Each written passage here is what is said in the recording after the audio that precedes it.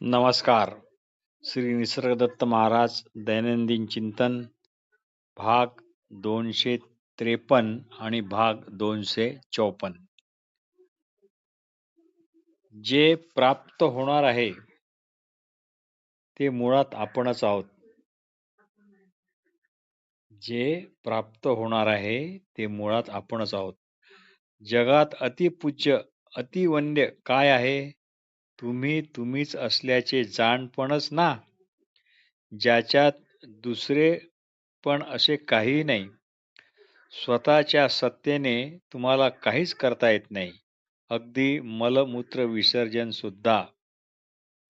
किंवा त्यांना थोपवता पण येत नाही. न झोपता येत, न झोपेतून उठता येत, म्हणजे जागे होता येत.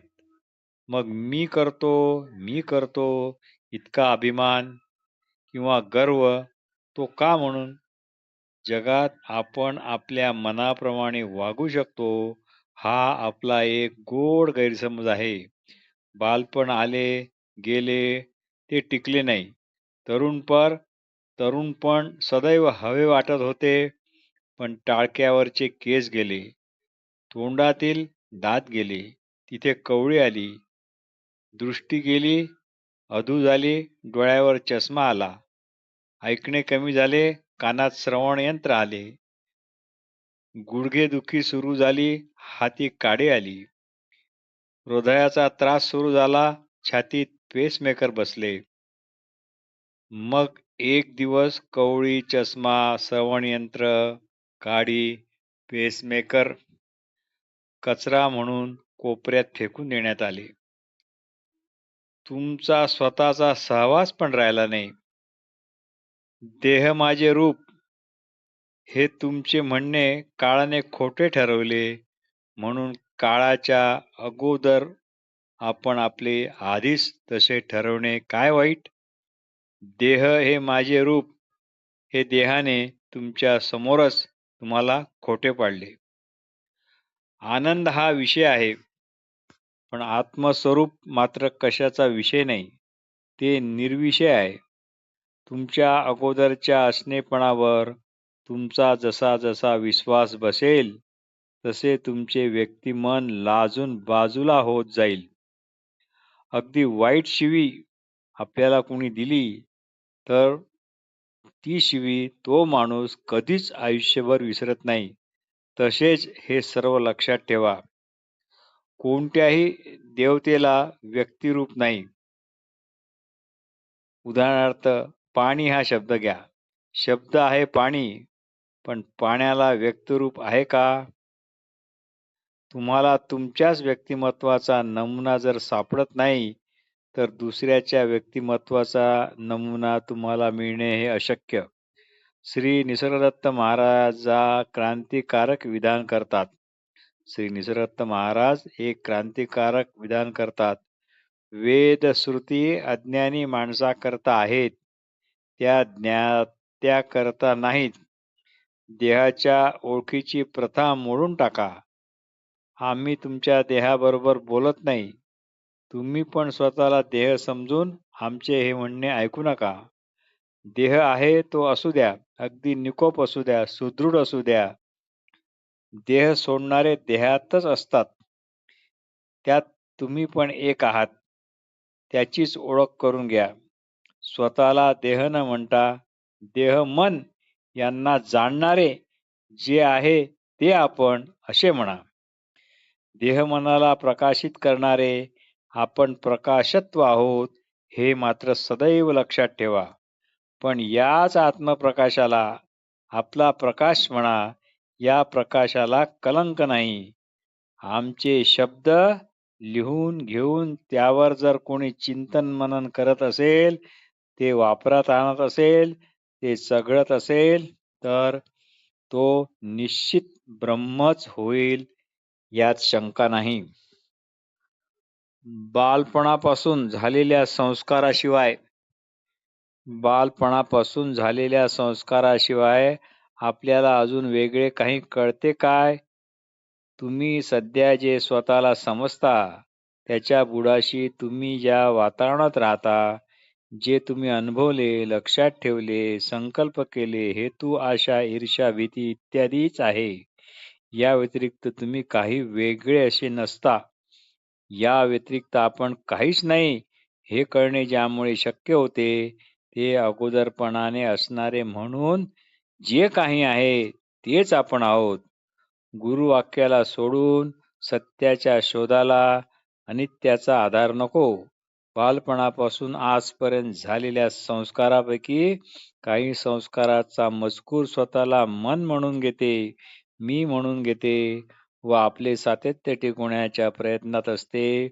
चांगले मन, चांगले संस्कार म्हणून संत संगती हवी मानता म्हणून सुखदुःखे तेवढ्यापुरती खरी.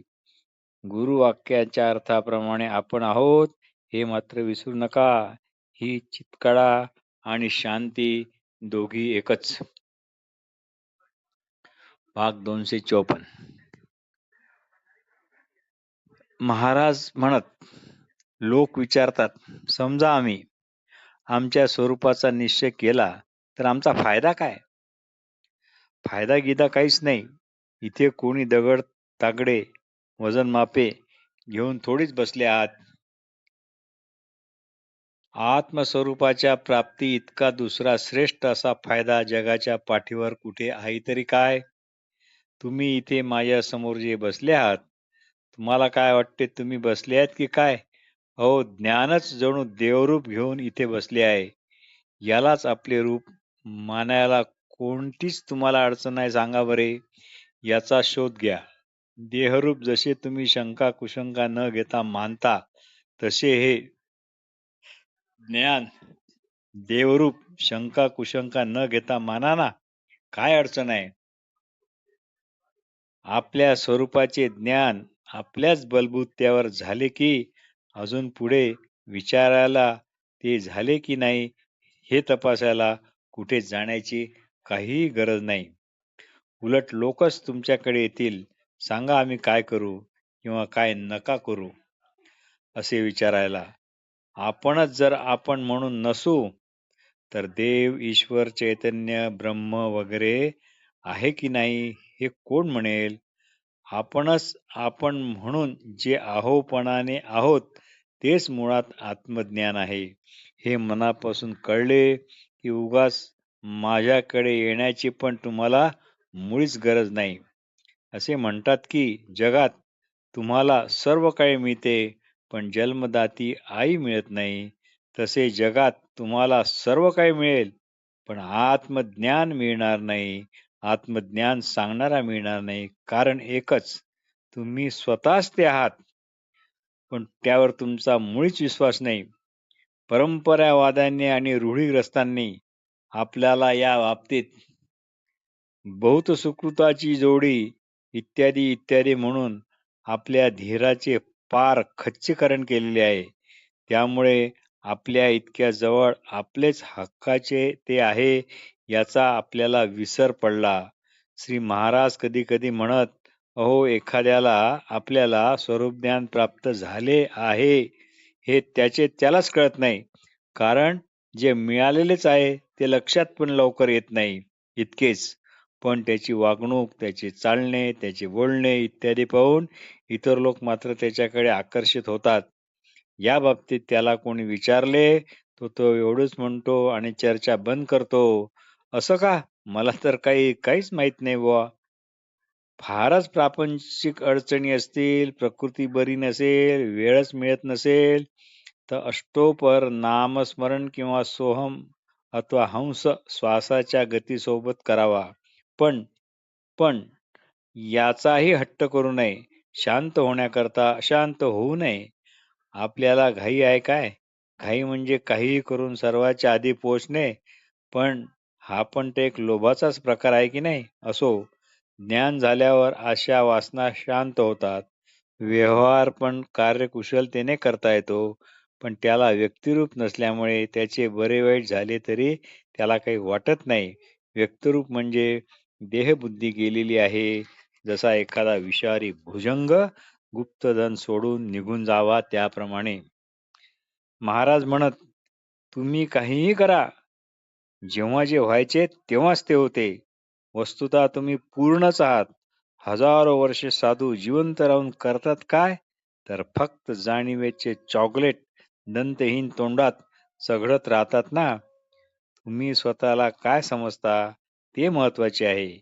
शब्दात विलक्षण सामर्थ्य आहे. घरी अंघोळ करताना आपण डोक्यावर पाण्याचा तांब्या उबडा करताना म्हणतो, जय गंगे जय गंगे जय गंगे भागीरथी वगैरे वगैरे. ते पाणी काय गंगेतले असते काय? किंवा पाणीच गंगा आहे किंवा त्याच्या टाळक्यावर पाणी ओतले जाते, तो तर गंगेला पण पवित्र करणार आहे. तो आपण आपला विषय होत नाही. त्याला व्यक्तित्व नाही, स्त्रीत्व नाही, पुरुषत्व नाही. स्त्री पुरुष ही आत्मभानाला दिलेली शिवीच आहे. हा डाग आत्मसूर्याला लागू देऊ नका.